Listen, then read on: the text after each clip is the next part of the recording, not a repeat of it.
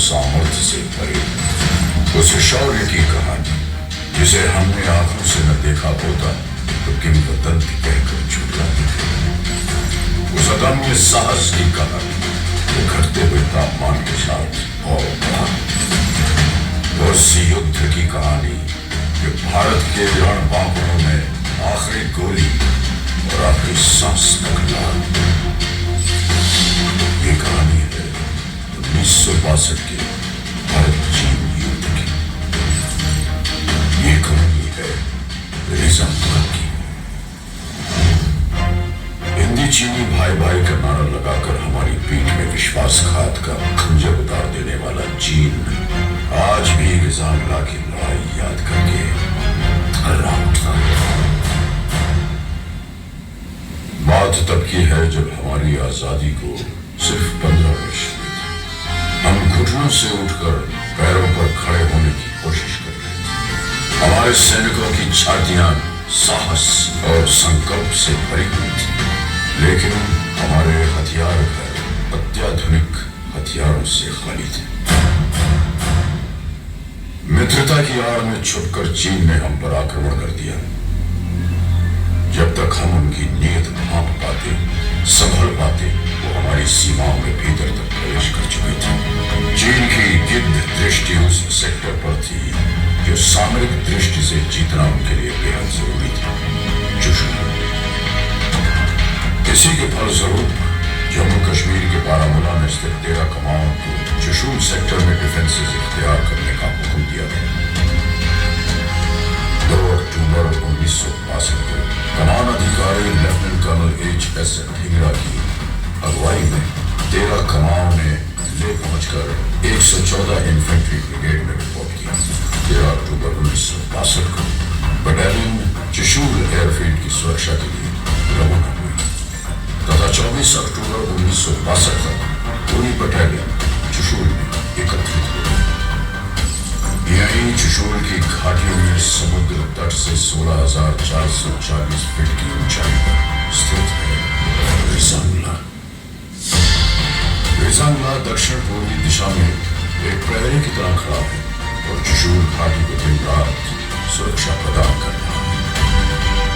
रिजांगला पर डिफेंस इख्तियार करने की जिम्मेदारी मेरे उस पराक्रमी बेटे को सौंपी गई जिसे राजस्थान की वीर भूमि ने महाराणा प्रताप और बप्पा रावल की कहानियां सुनाकर पाला था, मेजर शैतान सिंह। दुश्मन किसी भी वक्त रिजांगला पर आक्रमण कर सकता था। उल्टी गिनती शुरू हो चुकी थी। एक एक पल हार और जीत का अंतर सिमटता जा रहा था। मेजर शैतान सिंह ने पलक झपकने की प्रतीक्षा भी नहीं की, रिजांगला पर अपनी कंपनी द्वारा डिफेंस इख्तियार कर दिया। इन बर्फीली घाटियों पर तापमान 0 से 40 डिग्री नीचे तक फिसल जाता है और विज्ञान कहता है कि इंसान का शरीर इतनी ठंड बर्दाश्त करने के लिए नहीं बना। एक बार तापमान में शरीर के अंदर प्रवेश कर गया तो हृदय गति रुकने का डर है। लेकिन अगर कोई ये कहे कि उसे मौत से डर नहीं लगता तो या तो वो झूठ बोल रहा है या फिर वो भारत का सिपाही है। मेजर और उनके लड़ाकों को तापमान की नहीं, हिंदुस्तान की फिक्र थी। 18 नवंबर 1962 प्रातः 4 बजे नायक हुकुमचंद के नेतृत्व में नंबर 8 प्लेटून के एक पेट्रोल ने भारी संख्या में दुश्मन को अपनी प्लेटून की तरफ बढ़ते देखा। उन्होंने तुरंत प्री लाइट फायर और लाइट मशीन गन की बर्स्ट से सबको अलर्ट किया, जिसके फलस्वरूप पूरी कंपनी स्टैंड टू में आ गई। मेजर शैतान सिंह ने सभी प्लेटून कमांडरों को हुक्म दिया कि वो अपने अपने इलाके के आगे पेट्रोल भेजें ताकि दुश्मन के बारे में अधिक से अधिक जानकारी हासिल की जा सके। जिसके बाद तमाम पेट्रोल्स ने भारी संख्या में चीनी सैनिकों के मौजूद होने की पुष्टि की। सवेरे 5 बजे दुश्मन ने हमारी नंबर 7 और नंबर 8 पेट्रोल पर सामने से हमला कर दिया। दुश्मन का आक्रमण बहुत भारी था लेकिन हमारी वीरता को हल्का समझने की गलती चीनी कर चुके थे। हमने अपनी लाइट मशीन गन और मोटर्स का मुख खोल दिया और देखते ही देखते लाशों के ढेर लगा दिए।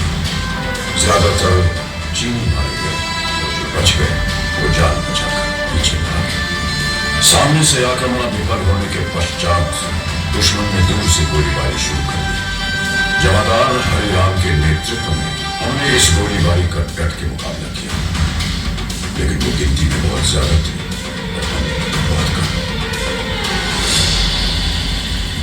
चीन की सेना ने इस इलाके पर कब्जा कर लिया और हमारे वीर सिपाही संगीनों पर सर रख के हमेशा के लिए सो गए।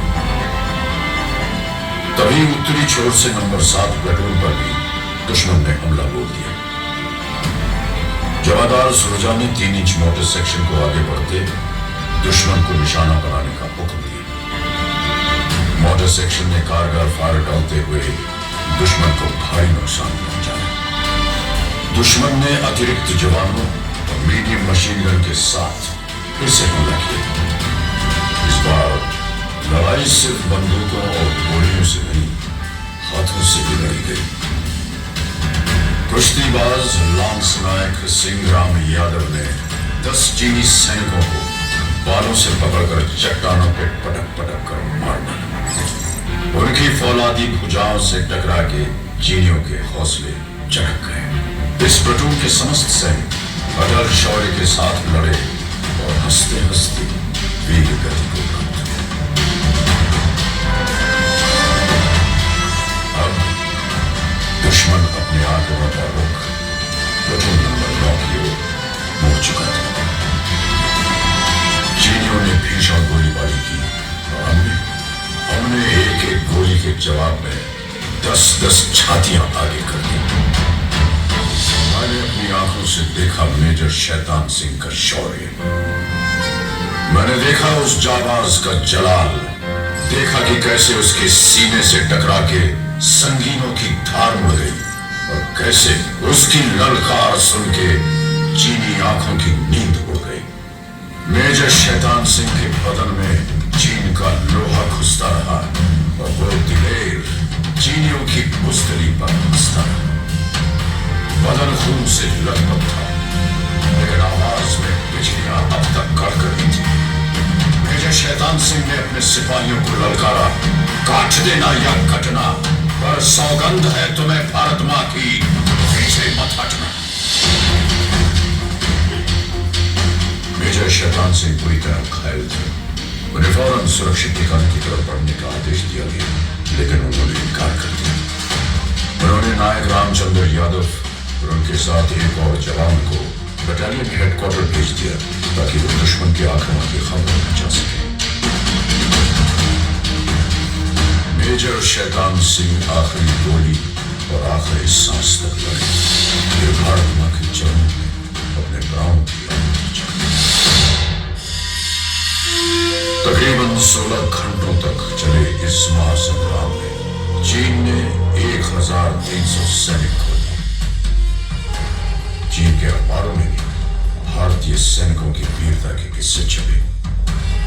ऐ शहीद मुल्को बिल्लत, मैं तेरे ऊपर निसार, अब तेरी हिम्मत के चर्चे गैर की महफिल में हैं। मेजर शैतान सिंह और उनके साथियों ने चीनियों की हिम्मत तोड़ दी। उन्होंने चुशूल पर कब्जा करने का विचार हमेशा हमेशा के लिए छोड़ दिया। युद्ध के 3 महीने बाद फरवरी 1963 में भारतीय फौजी वहां पहुंचे तो देखा कि बर्फ में सिपाहियों के बदन पकड़ गए थे, लेकिन हाथ से बंदूकें नहीं छूटी थी। मेजर शैतान सिंह को उनकी उत्कृष्ट वीरता, अदम्य साहस, दृढ़ निश्चय और पराक्रम के लिए मरणोपरांत भारतीय सेना के सर्वोच्च सम्मान परमवीर चक्र से अलंकृत किया गया। रिजांगला के युद्ध में वीरता की नई गाथा लिखने वाले जवानों को भी एक अति विशिष्ट सेवा मिली। 8 वीर चक्र, 4 सेना मेडल और एक मेंशन इन डिस्पैच प्रदान किया गया। इस युद्ध की स्मृति में गठित कमाओं की चार्ली कंपनी को पुनर्गठन के बाद रिजांगला कंपनी के नाम से जाना जाता है। ये युद्ध स्मारक रिजांगला के इतिहास का गवाह है। इसके प्रांगण में आहेर धाम उस पवित्र स्थान पर स्थित है जहां भारत माता के इन वीर सुपूतों का सामूहिक अंतिम संस्कार किया गया। तत्कालीन ब्रिगेड कमांडर ब्रिगेडियर टी.ए. ब्रैनर द्वारा इन वीर योद्धाओं को मुखांजलि दी गई थी। जो राष्ट्र को धर्म मानते हैं उनके लिए यह स्मारक एक महातीर्थ की तरह वंदनीय है। तुम ही ना होते तो दुनिया बबूल हो जाती। जमीन खून से यूं लालाजार करता कौन। हजारों लोग हैं युद्ध जमाने में, लेकिन हमारे वास्ते यूं मुस्कुरा के मरता कौन। रिजांगला मेमोरियल का हर पत्थर एक घोषणा है कि हम भारत के लिए जिएंगे, भारत के लिए मरेंगे। ईश्वर हमारे शत्रुओं पर दया करे, क्योंकि हम तो दया नहीं करेंगे। जय हिंद की सेना।